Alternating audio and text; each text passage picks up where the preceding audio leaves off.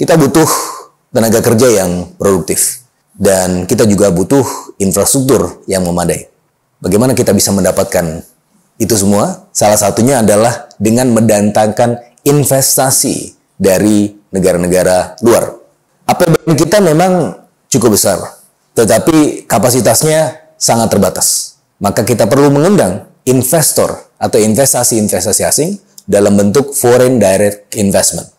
Nah, masalahnya dalam waktu yang sempit ini, kita juga berkompetisi dengan negara-negara lain di ASEAN dan juga di Asia. Memang ada momentum untuk mendapatkan peluang-peluang investasi, terlebih lagi ketika masa pandemi ada sedikit pergeseran dalam konteks geopolitik dan geoekonomi. Salah satunya adalah ketika China melakukan engagement yang jauh lebih tinggi pada negara-negara Asia dan juga ASEAN, dan juga negara-negara seperti Amerika Serikat, Eropa, dan Jepang yang mulai kemudian masuk ke Asia dan juga ASEAN. Itu adalah momentum kita yang justru terjadi di saat-saat yang mungkin tidak diduga-duga ya, saat pandemi. Tetapi bagaimana untuk mendapatkan momentum itu? Kita kan harus berkompetisi juga dengan negara-negara lain. Artinya kita butuh suatu hal yang bisa menarik itu semua.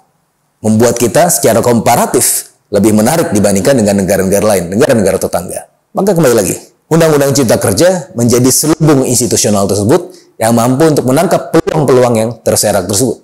Karena sekarang ini kita lagi berkompetisi. Kita harus bisa mampu menangkap investasi tadi. Nah, kalau misalnya investasi sudah mampu kita tangkap dengan keberadaan Undang-Undang Cipta Kerja ini, maka akan ada ruang-ruang yang tumbuh. Akan ada proses penyerapan tenaga kerja. Akan ada lapangan kerja yang baru.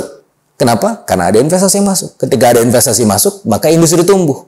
Ketika industri tumbuh dan dia produktif, bisa lebih berkontribusi terhadap GDP, maka bisa menyerap tenaga kerja yang jauh lebih besar dibandingkan dengan sebelumnya.